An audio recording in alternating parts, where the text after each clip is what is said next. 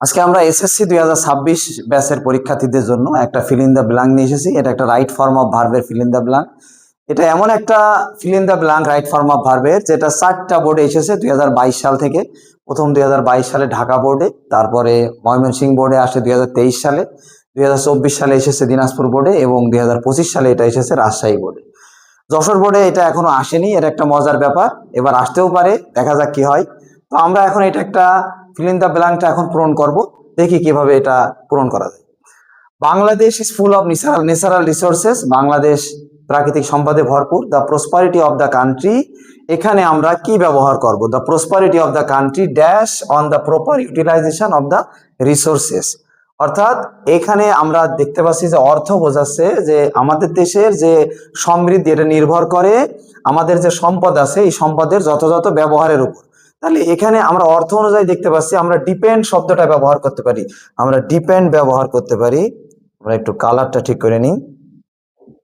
আমরা এখানে ডিপেন্ড ব্যবহার করতে পারি। আবার ডিপেন্ডের পরে এখানে অন আছে, তো ডিপেন্ড অন একটা অ্যাপ্রোপ্রিয়েট প্রিপজিশন, সেহেতু এখানে ডিপেন্ডটা রাইট। তো আমরা ডিপেন্ড এর পরে একটা এস লিখে দিলাম, কারণ এখানে ভার্ব সিঙ্গুলার হবে, অর্থাৎ সাবজেক্ট যেহেতু সিঙ্গুলার আছে তা প্রসপারিটি, সেহেতু ভার্বটাও হবে সিঙ্গুলার। এরপরে দ্বিতীয়টাতে আছে we should not dash a lazy life. We should not, আমাদের উচিত নয় অলস জীবন যাপন করা, অর্থ অনুযায়ী এটা তাই আসবে। তো যেহেতু আমাদের অলস জীবন যাপন করা উচিত নয়, এখানে আমরা দেখতে পাচ্ছি একটা ওয়ার্ড আছে, একটা লিড আছে। তো লিড শব্দটা এখানে বসে যাবে, কারণ শুড একটা মডাল, আর মডালের পরে সবসময় ভার্বের বেস ফর্ম বসে। এরপরে আমরা যেটা আছে সি নাম্বারে যেটা আছে উই শুড অল, এখানেও আমরা আগে থেকে দেখে নিচ্ছি একটা শুড আছে, আর শুডের পরে কিন্তু এখানে আমরা যেই ভার্বটাই বসাবো সেটা অবশ্যই একটা ভার্বের বেস ফর্ম বসাবো। We should all dash up our country, এখানে আমরা দেব বিল্ড আপ, বিল্ড আপ দেব। বিল্ড আপ আমরা এখানে কেন দেব?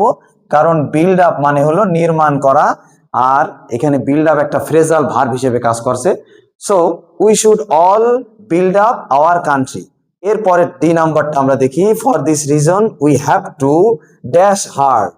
উই হ্যাভ টু একটা সেমি মডাল, আমরা মডালও বলতে পারি, সেমি মডালও বলতে পারি। উই হ্যাভ টু, এই হ্যাভ টুর পরে যে আমরা এখানে বসাবো, হ্যাভ টুর পরে আমরা এখান থেকে একটা ভার্ব নেব, আমরা ওয়ার্ক ভার্ব নেব। উই হ্যাভ টু ওয়ার্ক, আর ওয়ার্কের এখানে বেস ফর্মটাই বসাতে হবে, কারণ হ্যাভ টু একটা মডাল, আর মডালের পরে সবসময় ভার্বের বেস ফর্মই বসে। এরপরে আমরা দেখতে পাচ্ছি no nation can prosper without industry, কোনো জাতি সমৃদ্ধি লাভ করতে পারে না পরিশ্রম ছাড়া।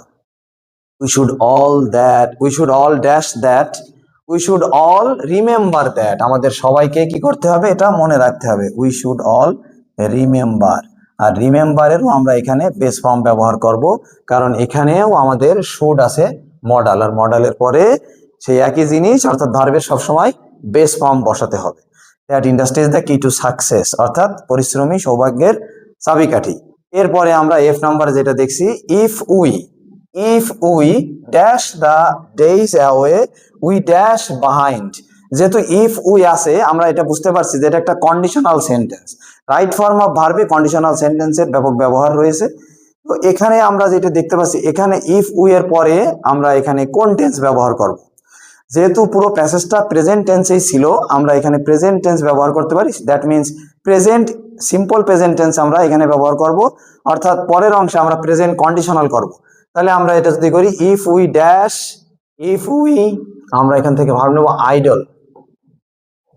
If we idle the days away, যদি আমরা আমাদের সময়টা অলসতায় কাটাই দিই, তাহলে উই উইল ল্যাগ বিহাইন্ড, এরপরে আমরা ল্যাগ এই ভাবটা নেব, এই যে lag, we will lag behind. তার মানে এখানে প্রথম অংশে ইফ যুক্ত অংশটা হয়ে গেল প্রেজেন্ট ইনডেফিনিট টেন্স।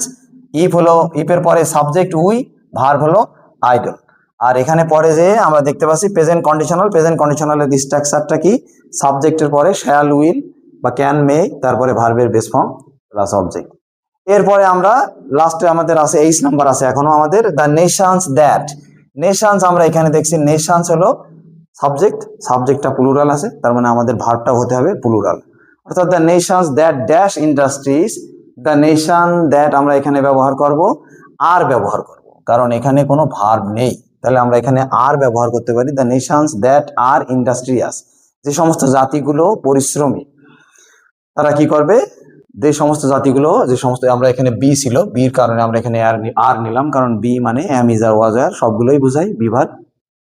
আমরা এখানে ব্যবহার করব ইন্ডাস্ট্রিয়াস, এখানে আমরা ব্যবহার করবো রিস, আর ইয়ে সিএইচ, রিস। তাহলে industrious reach the pinnacles of development, অর্থাৎ তারা সফলতার উন্নতির শীর্ষে পৌঁছায় যারা পরিশ্রম করে। আমরা ওয়ার্ক অলরেডি ব্যবহার করেছি।